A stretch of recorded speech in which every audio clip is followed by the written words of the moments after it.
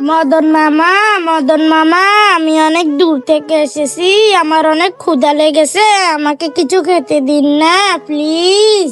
আরে না বাচ্চা, আমি তো তোমাকে টাকা ছাড়া ফ্রিতে কিছু খেতে দিতে পারবো না, কারণ আমি এই দোকানে কাজ করি। যদি তোমাকে আমি ফ্রিতে কিছু খেতে দিই তাহলে আমার চাকরি চলে যাবে। প্লিজ মদন মামা দেন না, আমার অনেক ক্ষুধা লেগেছে। বাচ্চা, তুমি তো এত করে বলতেছো, দেখি তোমার জন্য কি করা যায়।